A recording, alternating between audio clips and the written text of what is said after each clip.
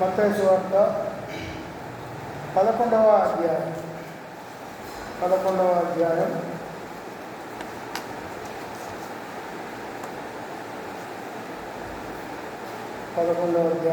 28వ వచనం. మనకందరికీ తెలిసినటువంటి విషయం, చాలా సుపరిచితమైనటువంటి ఈ యొక్క వాక్యాన్ని మనం జ్ఞాపకం చేసుకుందాం.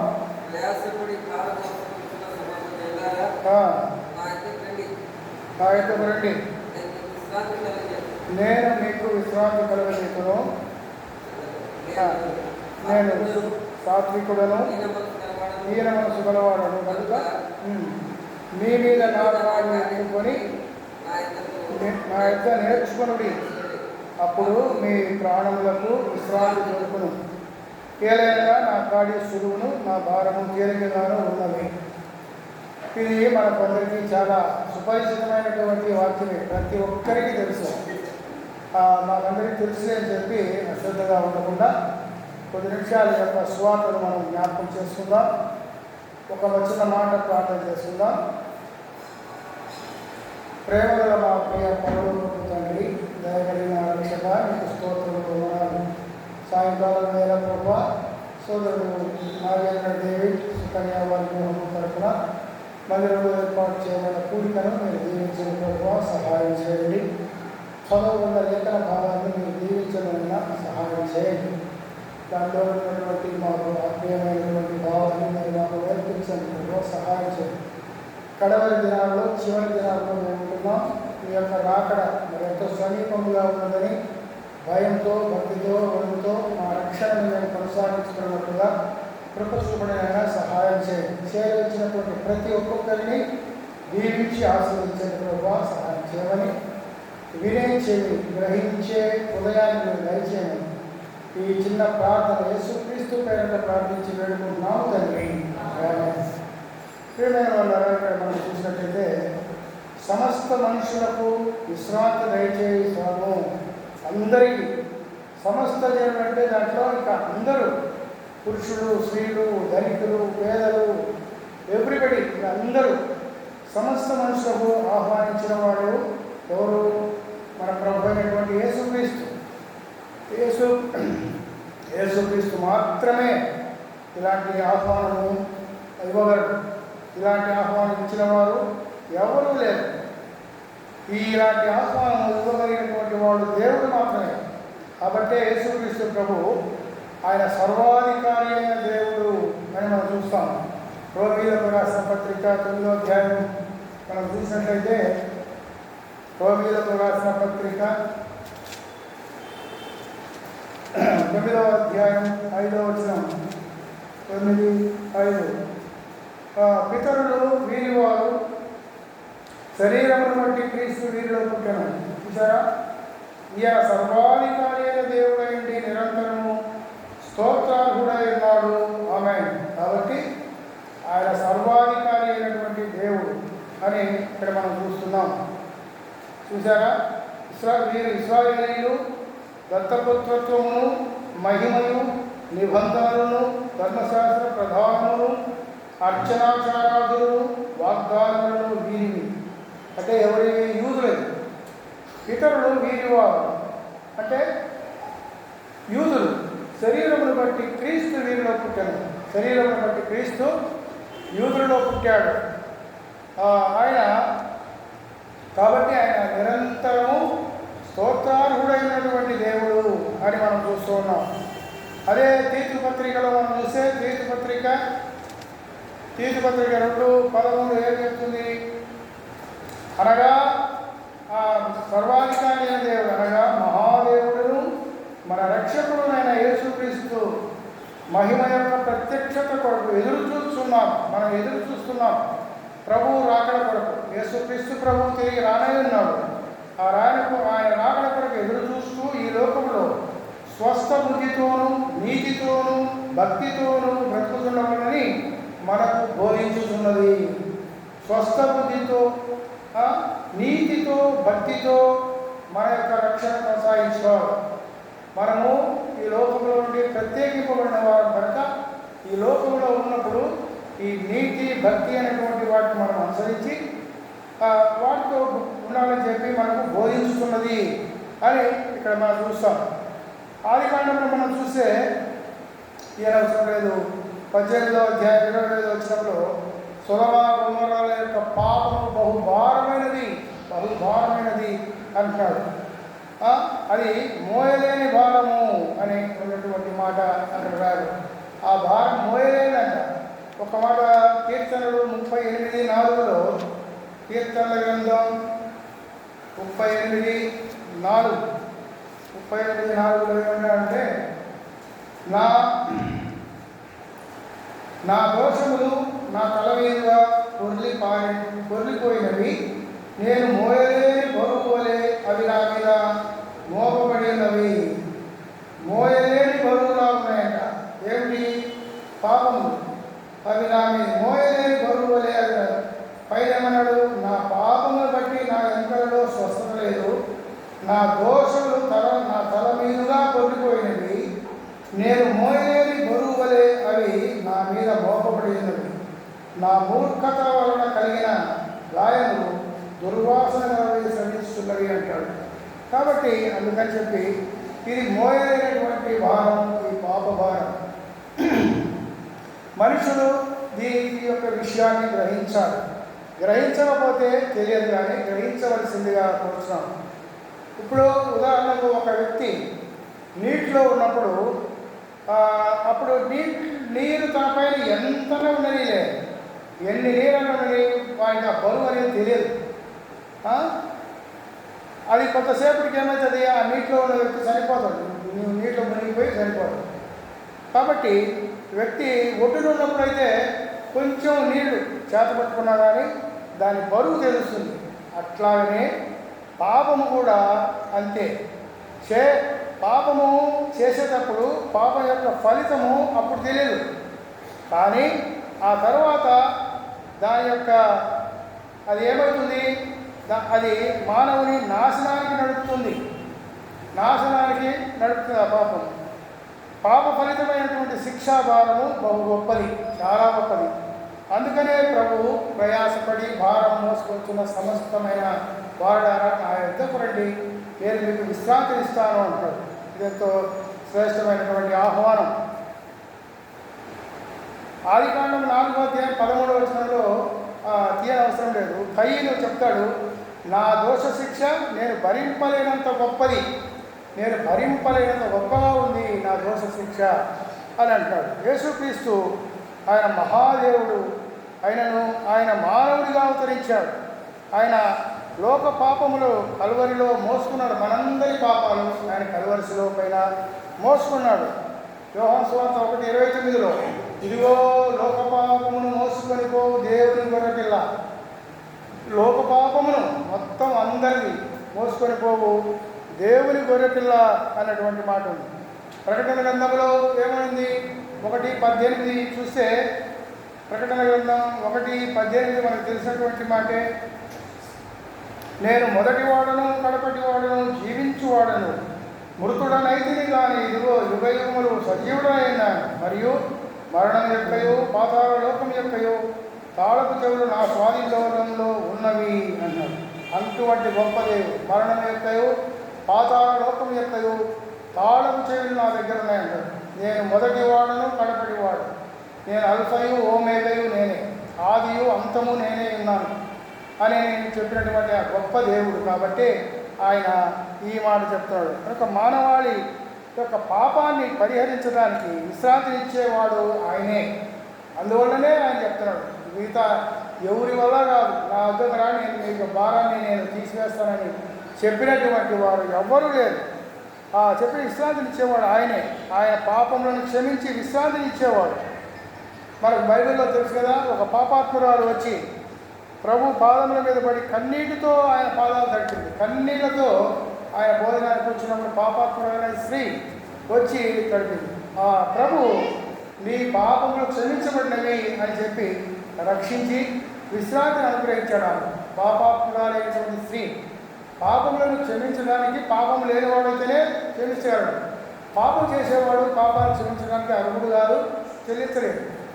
కాబట్టి లూకా సువార్తలో ఉంది ఆ మాట 7వ అధ్యాయము 36 నుండి 37 వచనాలు చూస్తే అక్కడ మనకు తెలుస్తుంది నీ పాపంలో క్షమించబడి.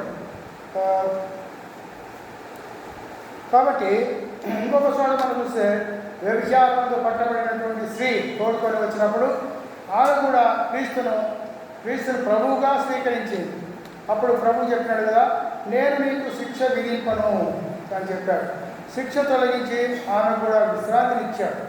కాబట్టి ఆయన మన పాప శిక్ష తన శరీరమందు ఆయన అనుభవించాడు. ఆయనే భరించాడు కరువుల శిలువలో. పాప శిక్ష అంతా మనకు రావాల్సినది యావత్తు ఆయన దాంట్లో మరి మా కరువుల శిలువలో మోసాడు. కాబట్టి మనం ప్రభువా నా పాపాలు క్షమించు అని మనం అడిగినప్పుడు పాపాలు క్షమించబడి మరి పరలోకానికి చేరుతారని అక్కడ మనకు రాయబడింది. యోహాను సువార్త 8:11 ఉంది కదా, అది వ్యభిచారం పుట్టబడినటువంటి స్త్రీ గురించి. ఆయన మన పాపపు శిక్ష తన శరీరమందు అనుభవించాడు. కనుక క్రీస్తునందున్న వారికి ఏ శిక్షా విధియు లేదు అంటాడు. క్రీస్తునందున్న వారికి ఏ శిక్షా విధియు లేదు. ఎందుకు? ఆయన పవిత్రుడు, నిర్దోషి, నిష్కల్మషుడు. మన పాప భారాన్ని అంతా ఆయన కల్వరిశిలువలో మోసాడు. కాబట్టి రోమపత్రిక 8వ అధ్యాయం ఇప్పుడు క్రీస్తు యేసునందున్న వారికి ఏ శిక్షా విధి లేదు. పాప మరణముల నియమము నుండి విడిపించి విశ్రాంతి దయచేసేవాడు. ఆయన అంటాడు కదా అపోస్తలుడైన పౌలు, నేను చేయాలి అనుకున్నటువంటి మంచినే చేయలేకపోతున్నాను, చేయకూడని దాన్నే నేను చేస్తున్నాను. చూడండి ఒక మాట, రోమపత్రిక 7వ అధ్యాయంలో మనము చూసుకుందాం. రోమపత్రిక 7వ అధ్యాయం 7వ అధ్యాయంలో ఏమంటున్నాడు? నాకు 14వ అధ్యాయం 14వ వచనం, 7వ అధ్యాయము 14వ వచనం, ధర్మశాస్త్రము ఆత్మ సంబంధమైనదని ఎరుగుదుము, అయితే నేను పాపమునకు అమ్మబడి శరీర సంబంధమైన ఏలేగా నేను చేయనది నేను ఎరగను, నేను నిశ్చయించినది చేయక ద్వేషించినది ఏం చేయించున్నానంటాడు. నేను మంచి చేయాలని అనుకుంటున్నాను కానీ అది చేయటంలా, నేను ఏది చేయకూడదో అదే చేస్తున్నాను అంటాడు. చూసారా, ఇచ్చయింపనిది నేను చేసినట్లా ధర్మశాస్త్రము శ్రేష్టమైనదైనట్టు ఒప్పుకొంచున్నాను. కావున ఇకను దాన్ని చేయనది నా యందు నివసించు పాపమే కానీ నేను కాదంటాడు. ఇక్కడ ఏమంటున్నాడంటే చక్కగా ఆయన మనం చూసినప్పుడు ఈ 24వ వచనంలో అయ్యో, అదే రోమపత్రిక 7:24, అయ్యో నేనంత దౌర్భాగ్యుడను, ఇట్టి మరణములకు లోనము శరీరం నుండి నన్ను ఎవడు విడిపించును అంటాడు. మన ప్రభు అయిన యేసుక్రీస్తు ద్వారా దేవునికి కృతజ్ఞతాస్తుతులు చెల్లించుకున్నాను. యేసుక్రీస్తు ప్రభువే ఆయన చెల్లించేవాడు. అదే 8:2 వచ్చేసరికి క్రీస్తు యేసునందు జీవమునిచ్చు ఆత్మ యొక్క నియమం, ఒక నియమము ఉంది నాకు కనపడతా ఉంది అని ఇక్కడ పౌలు చెప్తున్నాడు. హృదయాలను మార్చి విశ్రాంతి దయచేవాడు యేసుక్రీస్తు ప్రభువే. ఆయన ద్వారానే మనకు బైబిల్లో తెలుసు జక్కయ్యని గురించి అన్యాయంగా 4 వంతులు పన్ను ఎక్కువగా వసూలు చేసేవాడు.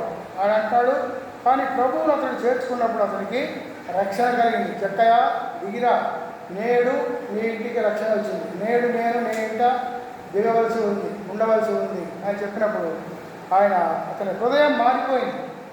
అయ్యో, అన్యాయంగా ఎవరి దగ్గర తీసుకున్నాడు 4 వంతులు చెల్లిస్తా అంటున్నాడు.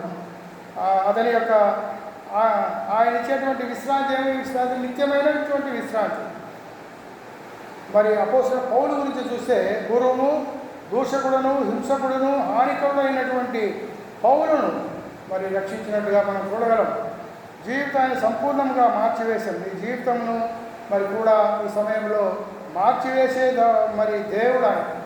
నేనెంత దౌర్భాగ్యుడనైనా, మరి నీవెంత దౌర్భాగ్యుడమైనా సరే, పాపివైనా, వ్యభిచారమైనా, నరహంతకుడివైనా, కానీ జీవితాన్ని మార్చి పరలోకానికి చేర్చేవాడు యేసుక్రీస్తు ప్రభు అని మనం గ్రహించాలి. పివి నరసింహారావు గారంట ఒకసారి కొంతమంది అడిగినారంట, ఏమండి క్రైస్తవులు మతం మారుస్తున్నారు అని అంటున్నారు, మీ ఉద్దేశం ఏంటండి అని అడిగినారు. అడిగితే ఆయన అన్నాడంట, ఆ సంగతి ఏమో నాకు తెలియదు, కానీ చాలామంది భయంకరమైనటువంటి దొంగలు, వ్యభిచారులు, ఎంతో అన్యాయస్తులు, మరి హాని కూలికోర్లు మారుస్తుందని చెప్పి నేను విన్నాను, కానీ ఈ సంగతి నాకు తెలియదు. పివి నరసింహారావు మన భారత ప్రధానమంత్రి. కాబట్టి యేసుక్రీస్తు నమ్ముకుంటే ఆయన అది మతం మార్చేది కాదు, కానీ జీవితాలను, హృదయాలను మార్చేటువంటిదిగా ఉన్నది. నిందించబడి కూడా దీవించేవాడుగా ఉన్నాడు యేసుక్రీస్తు. ఆయన నిందించబడినా కానీ దీవించాడు, హింసింపబడి ఓర్చుకున్నాడు, హింసింపబడినా కానీ ఓర్చుకున్నాడు. దూషింపబడి బదులు దూషింపలేదు. మరి ఎంత గొప్ప సంగతి! ఎవరైనా ఒక మాట అంటే ఎవరు ఊరుకుంటారా? ఎవరు ఊరుకోరు, చాలా బాధపడతారు, ఎంతో ఇదిగా ఉంటారు. కానీ ఆయన ఆ విధంగా చేసినట్టుగా మనం చూస్తాం. 1 తిమోతి రాసిన మొదటి పత్రిక 1వ అధ్యాయం 12 నుంచి 16 వచనాలు. 12 నుంచి 16 ఇంతకుముందు మనం చదువుకున్నదే. పూర్వము దూషకుడును, హింసకుడును, హానికరుడునైన నన్ను తన పరిచర్యకు నియమించి నమ్మకమైన వారిగా ఎంచినందుకు నన్ను బలపరిచిన మన ప్రభు అయిన క్రీస్తు యేసు కృతజ్ఞులై ఉన్నాను అంటున్నాడు. మరియు మన ప్రభు యొక్క కృపయు, క్రీస్తు యేసు నందున విశ్వాసము, ప్రేమ అత్యధికముగా విస్తరించను. పాపులను రక్షించుటకు క్రీస్తు యేసు లోకమునకు వచ్చానన్నమాట అనే వాక్యము నమ్మదగినది, పూర్ణాంగీకారమునకు యోగ్యమైనది అంటున్నాడు. అలాగే అపోస్తలుడైన పౌలు కూడా చెప్తాడు ఫిలిప్పీ పత్రికలో, బ్రతుకుతే నేను క్రీస్తు కొరకే, సావైతే లాభం అన్నాడు. నేను బ్రతికినా కానీ చనిపోయినా కానీ నా శరీరమందు క్రీస్తు మహిమపరచబడాలి అంటాడు. ఆ మాట చూడండి, ఒక మాట చూద్దాం. ఫిలిప్పీ పత్రిక 1వ అధ్యాయం, ఫిలిప్పీ పత్రిక 1వ అధ్యాయం 19వ వచనం, 1:19 నుండి. మరియు నేను ఏ విషయములలోనూ సిగ్గుపడక ఎప్పటి వలనే ఇప్పుడును పూర్ణ ధైర్యంతో బోధించడం వలన నా బ్రతుకు మూలముగానైనా సరే, సావు మూలముగానైనా సరే, క్రీస్తు నా శరీరముందు ఘనపరచబడునని నేను మిగుల అపేక్షించుతూ నిరీక్షిస్తున్న ప్రకారం అన్నాడు. నిరీక్షిస్తున్నాడు పౌలు. నా శరీరమందు ప్రభువు ఘనపరచబడాలి. ప్రతి ఒక్క విశ్వాసి ఈ యొక్క దృక్పథం, ఈ విషయం కలిగి ఉండాలి. నేను బ్రతికినా కానీ, నేను చనిపోయినా కానీ నా శరీరమందు క్రీస్తు ఘనపరచబడాలి. నా శరీరమందు ఘనపరచబడినని నేను మిగుల అపేక్షిస్తున్నాను అంటాను. మీ ప్రార్థన వలనను యేసుక్రీస్తు యొక్క ఆత్మ నాకు సమృద్ధిగా కలుగుట వలన ఆ ప్రకటన నాకు రక్షణార్థమని పరిగణించాను. నా మట్టుకైతే 21వ వచనం, నా మట్టుకైతే బ్రతుకు ప్రకటిస్తే చావైతే లాభం. అయినను శరీరంతో నేను జీవించుడే నాకున్న పనికి ఫల సాధనమైన ఇలా నేనేం కోరుచున్నాను తోచట్లేదు అంటాడు. కాబట్టి బ్రతుకుతే క్రీస్తు కొరకే, చావైతే లాభము అన్నాడు. నా శరీరం అందు నేను బ్రతికినా సరే, చనిపోయినా సరే, క్రీస్తు నా యందు మహిమపరచబడాలి, ఘనపరచబడాలి పౌలు అంటున్నాడు. అలాగే మనం కూడా క్రీస్తు మన శరీరమందు ఘనపరచబడాలన్నటువంటి ఆ ఉద్దేశంతో మనం ఈ లోకంలో జీవించవలసిన వారమైన ఇదే మరి నిత్యమైనటువంటి అది విశ్రాంతి. బందిపోటు దొంగలో ఒక మాట అంటారు, యేసుక్రీస్తు ప్రభుతో కూడా ఇద్దరు దొంగలను వేలాడ తీసినారు. ఆ దొంగలలో కూడా ఒకడేమన్నాడు, ఆ దొంగతో నేడు నీవు నాతో కూడా పరదేశంలో ఉండు అని చెప్పాడు. లూకాసువార్త 23లో ఉంది, టైం లేదు మనకు. కాబట్టి యేసుక్రీస్తు ప్రభు ఆయన నిత్య జీవము, నిత్య విశ్రాంతిని ఇచ్చేవాడు ఆయన అని మనం గ్రహించాలి. మా యుద్ధకు రండి అనే మాట అది సులభమైనది కాదు. ఈ లోకంలో ఎన్నో మరి భారాలు ఉన్నాయి. కుటుంబ భారము, సంసార భారము, ఉద్యోగాల భారము, పిల్లలతో ఒక భారము, చాలా ఉంటున్నాయి. అన్నిటి విషయాలు యేసుక్రీస్తు ప్రభు దగ్గరికి వస్తే ఆయన విశ్రాంతి దయచేసేవాడు అని మనం చూస్తున్నాం. ముఖ్యంగా యేసుక్రీస్తు ప్రభు నమ్మని వారికి ఆయన మరి విశ్రాంతిని ఇచ్చేవాడు, వారికి నిత్య విశ్రాంతిని, నిత్య జీవాన్ని ఇచ్చేవాడని మనం గ్రహించాలి. 29వ వచనం మనం మత్తయి సువార్తలో, నేను సాత్వికులను దీన మనస్సు గలవాడను, మీ మీద నా కాడి ఎత్తుకొని నా యొక్క నేర్చుకోండి అంటాడు. సాత్వికం అంటే ఏంటంటే కీడును సహించేటువంటి మనస్సు కలిగినట్టుదే సాత్వికం. ఇస్కరియోతు యూదా నేను ఎవరిని ముద్దు పెట్టుకుంటునో ఆయనే యేసు, ఆయనను పట్టుకోండి అని ఒక గుర్తు చెప్పాడు. ఇస్కరియోతు యూదాల గురించి మనకు తెలుసు కదా. ప్రభువుల దగ్గర వచ్చాడు.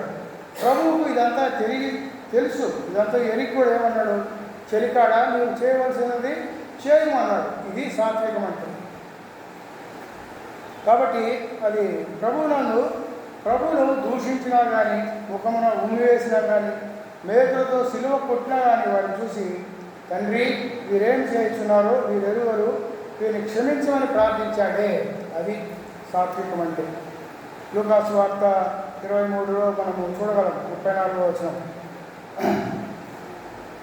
ఆయన దీన మనస్సు అంటే దేవునితో సమానమైనటువంటి వాడు.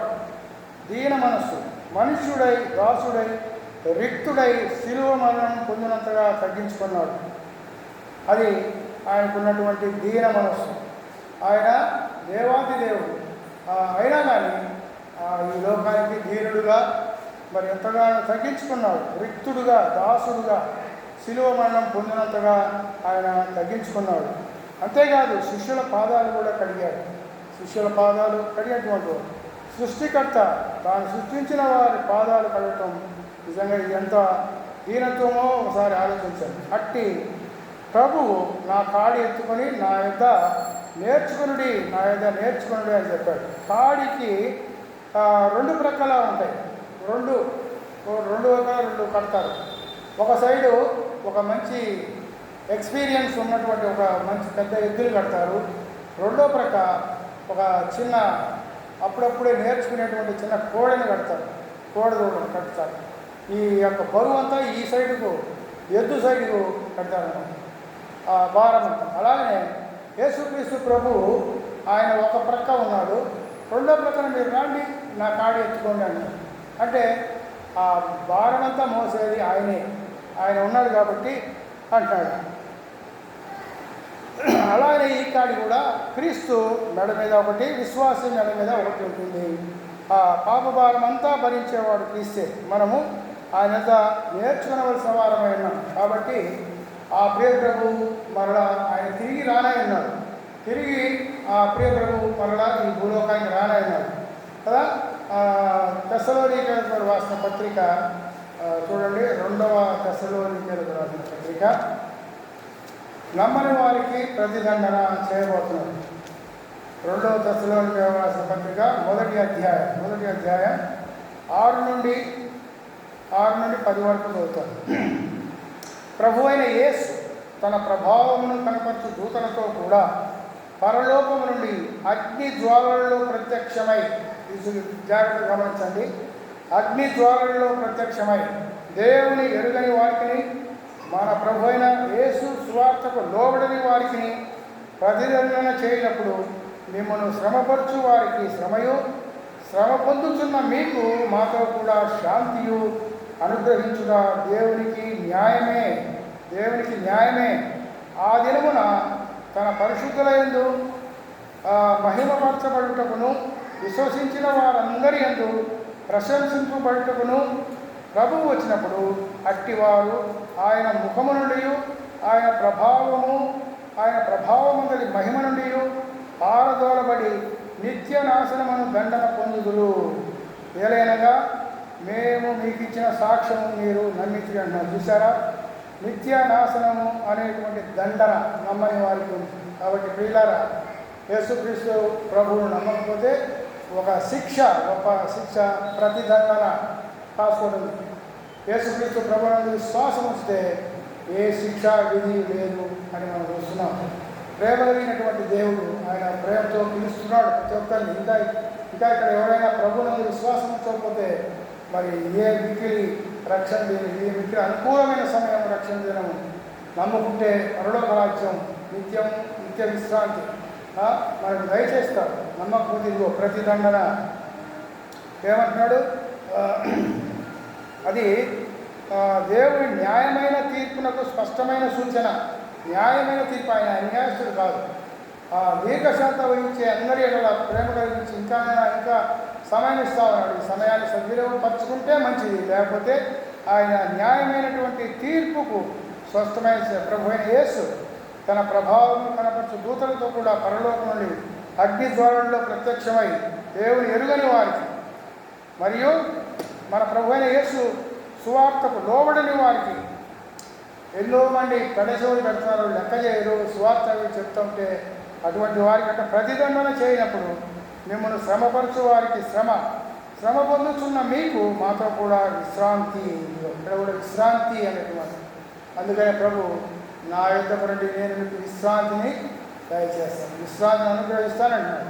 ప్రియమైన వాళ్ళ మరి ప్రతిదండన చేస్తాడు. విశ్రాంతి నీవు నమ్మితే పరలోక రాజ్యం, నమ్మకపోతే నిత్య నరకం. మరి ఏది కావాలో మీరే కోరుకోవాలి, తెలుసుకోవాలి. నమ్ముకుంటే పరలోక రాజ్యం సదాకాలం ప్రభుత్వం ఉండమనేటువంటి గొప్ప సదావకాశం, నిరీక్షణ ఉంటుంది. అయితే నమ్మినటువంటి మనం ఆయన రాకడ కొరకు ఎదురు చూస్తూ ఈ లోకంలో నీతితో భక్తితో స్వస్థబుద్ధితో గలవారమే ఉండాలి. తీర్థపత్రంలో మనం చదివినట్లుగా. కాబట్టి అది గుర్తుపెట్టుకోవాలి. ఈ లోకంలో చాలా అట్రాక్షన్స్ ఉంటాయి. విశ్వాసులు వాటన్నింటినీ అధిగమించి వాటికి లోను కాకుండా ఇదిగో ప్రభు వస్తున్నాడు.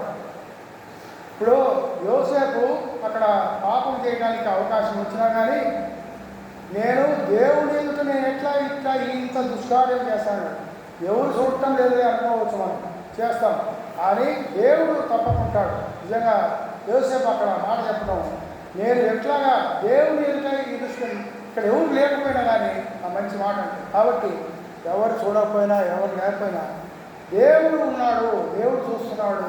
కాబట్టి మనం చాలా జాగ్రత్తగా స్వస్థబుద్ధితో మనం మెరగాలి. ఆ అనుభవం లేనటువంటి వారు యేసుక్రీస్తు ప్రభు పిలుస్తున్నాడు, నా యుద్ధకు రండి, నేను మీకు విశ్రాంతినిస్తాను. అలాగనే నేను సాత్వికులను దీన మనసు గలవాడు, మీ మీద నా కాడి ఎత్తుకొని నేర్చుకున్నాను. నా కాడి అంటే ఆయన వైపు ఉంటాడు, రెండో వైపు మీరు రండి, మీకు చూస్తే మనకి ఏమో తేలిక ఉంటుంది అంటారు. నా కాడి బరువు, నా కాడి తేలిక అంటాడు కదా. నా భారం సులువు, నా కాడి తేలిక. కాబట్టి ఆయన మనకి ఏమాత్రము బరువు పెట్టేవాడు కాదు, అది గుర్తుపెట్టుకోవాలి. ఒక సైడ్ ఆయన ఉన్నాడు, ఏదైనా ఒక మంచి పెద్ద గుంత లాంటి పెద్ద రాయి కింద ప్రభు వైపు మనం చూస్తే సార్ మనము సులభంగా దాటిపోతాం. అంటే ఈ లోకంలో వచ్చే అడ్డంకులు, శ్రమలు, కష్టాలు, ఇబ్బందులు ఏమైనా వచ్చినప్పుడు మనం ప్రభు వైపు చూడాలి. ఎందుకంటే మనకు ఒక ప్రక్క యేసుక్రీస్తు ప్రభు ఉన్నాడు, ఆయన కాడి కింద మనం ఉన్నాం. అది దాని యొక్క అర్థం. అందుకే నా కాడి తేలిక, నా భారం సులువు అని. కాబట్టి ప్రేమైన వాళ్ళ ఈ అనుభవం కలిగి మనము మన విశ్వాస యాత్రలో సాగిపోదాం. నమ్మనటువంటి వారు ప్రభు యేసుక్రీస్తుకు మీ హృదయం ఇచ్చి ప్రభువులను విశ్వాసం నుంచి రక్షింపబడాలని ప్రభు పేరుగా మనం చేస్తున్నాను. దేవుడు ఈ మాటలు దీవించాడు. ప్రార్థన చేస్తాం.